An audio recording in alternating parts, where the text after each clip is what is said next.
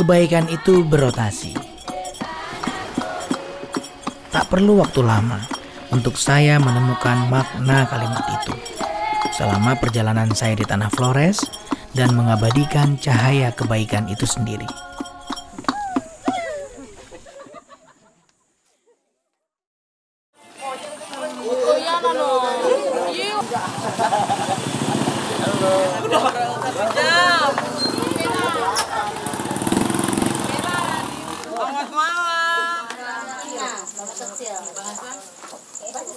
Mungkin awal mula sempat tertarik sama Flores tuh gara-gara dari SMP sampai SMA selalu merasa berbeda.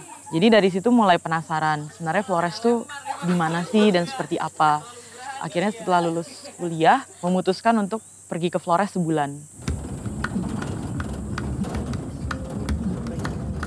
Perjalanan saya ke Flores kali ini membawa saya menemui Hana Keraf. Hana lahir dan besar di Jakarta, jauh dari Flores, tanah kelahiran kedua orang tuanya. Keberhasilan ayahnya merantau dari Flores ke Jakarta membuat Hana mendapatkan segala kemudahan dan akses pendidikan yang baik di ibu kota. Kegigihannya membawa Hana mendapatkan beasiswa melanjutkan kuliah ke Jepang setelah dirinya lulus SMA. Sesudah kuliahnya di Jepang, ia kembali ke Indonesia dan memutuskan berkarya di Flores. Sempat keliling lalu merasa ternyata orang Flores itu situasinya jauh berbeda gitu dengan kota metropolitan. Saya menanamkan kepada mereka, anak-anak saya itu mereka bebas mengembangkan apapun minat bakat mereka, tetapi bertanggung jawab.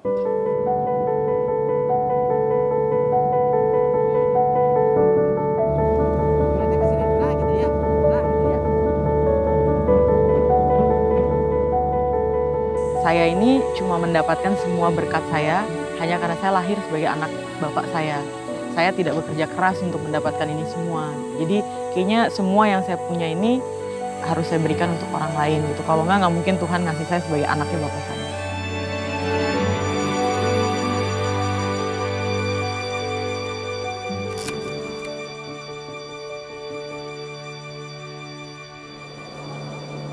Ide anyaman pertama itu muncul dari siapa sih? Dari ibu-ibu sih. Jadi pas kita ketemu sama ibu-ibu, kita pengen ngelihat apa kira-kira kegiatan yang, karena kebutuhannya uang tunai nih buat ibu-ibu. Apa kegiatan ekonomi yang bisa cepet buat ibu-ibu ngehasilin uang tunai. Dapatlah si anyaman.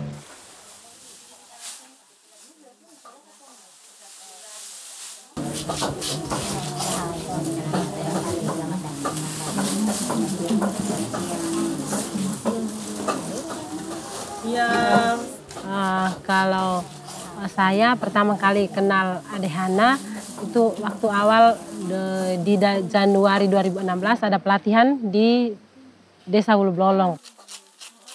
Setelah ada Ade Hana ya otomatis berubah karena kayak punya pekerjaan baru gitu yang selama ini kayak anyaman itu terlihat kayak tidak ada apa-apanya, biasanya kita anyam saja. Mau dibawa jual kemana dengan kualitas yang seperti apa itu tuh tidak ada yang menentukan. Tetapi setelah datangnya Ade Hana mereka dengan tim-timnya jadi semuanya itu kayak berubah. Jadi menganyam harus seperti ini. Terus ibu-ibu jadi kayak punya pekerjaan baru. Ya sekalipun itu sampingan tapi ada penghasilan baru gitu. Saya percaya dengan memperbaiki ekonomi, ibu-ibu ini bisa hidup yang berkualitas gitu dengan pendidikan, mereka bisa punya WC yang bersih, mereka bisa minum air yang bersih gitu dan makanan yang bergizi gitu. Itu sedikit yang bisa kami bantu sih.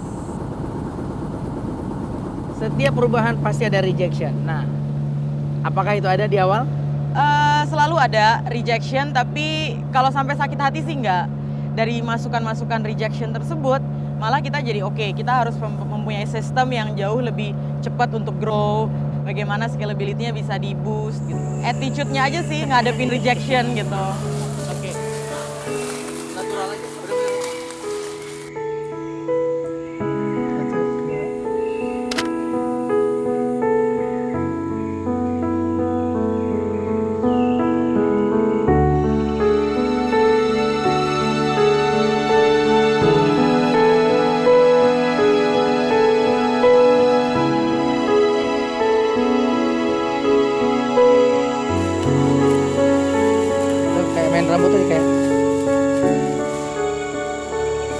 Nah, itu asik tuh. Dari sini. 1, 2.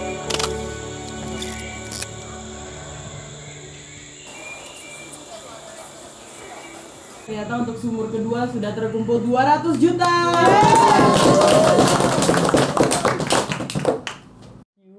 Salah satu sebenarnya pengalaman ya kali ya, yang nggak akan pernah lupa itu adalah minta izin ke papa sayanya nggak baik-baik gitu. Karena saya tahu dia nggak akan ngasih. Dan pas akhirnya bilang pun, itu sesudah tiket semua sudah ada gitu. Jadi dia have no choice kan. Dia nggak bisa bilang kayak, Nona jangan berangkat gitu, tuh nggak bisa lagi. Terus dia kaget.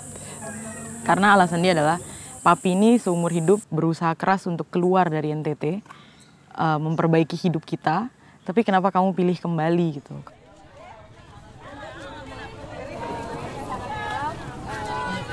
Tugas saya di Duanyam adalah memastikan kegiatan dengan komunitas itu selalu berkelanjutan. Salah satunya adalah program KKN, bagaimana Duanyam bisa bekerja dengan lebih banyak ibu-ibu di seluruh NTT, tetapi di saat yang bersamaan memastikan bagaimana sesudah KKN ini terjadi, program pendampingan menganyam tetap berjalan. Dia merasa sangat mungkin ada anak-anak NTT dan Indonesia Timur yang juga punya kemampuan intelektual, tapi tidak punya akses untuk itu. Karena itu dia ingin membantu mereka dengan bekerja di sana dan membuka akses bagi mereka mencari beasiswa seperti yang dia peroleh, supaya mereka juga maju.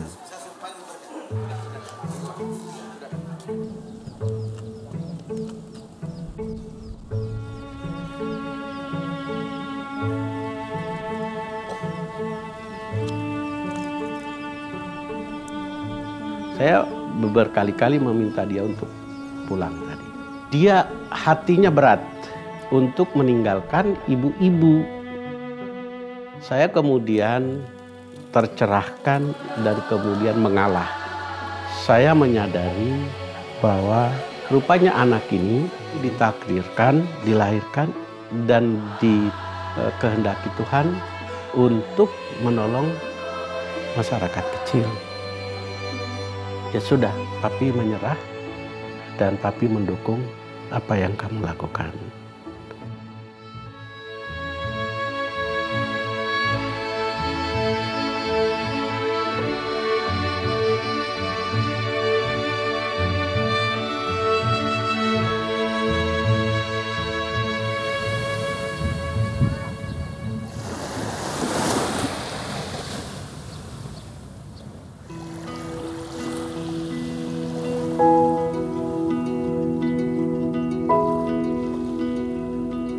Kan kalau orang bilang sih hidup tuh kan masalah memberi dan menerima ya kan? Ya. Yang lo dapat dari sini tuh apaan sih? Disayang sama orang-orang sini. Itu cukup? Cukup. Itu lebih dari cukup. Ya? Ya. Tahu disayang lebih banyak orang kan membahagiakan. Gitu ya? Iya, dan disayangnya tulus. Bukan ada kepentingan apa-apa.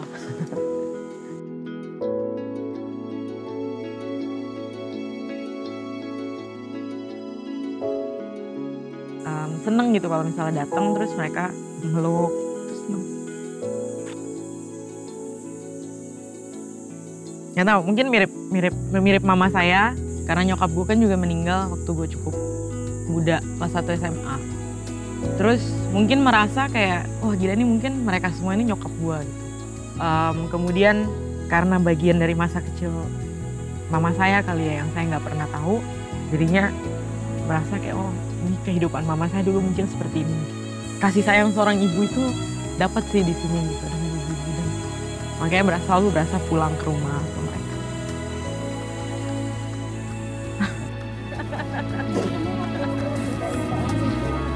Satu, dua.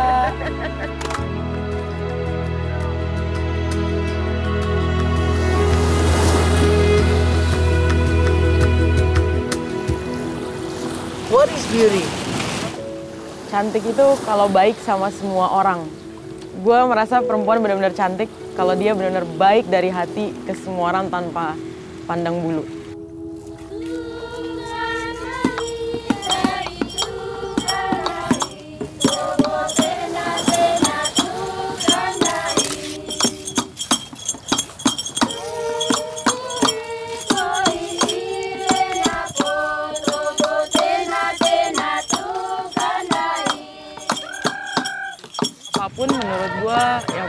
menarik dari Flores adalah budaya dan adat istiadatnya gitu.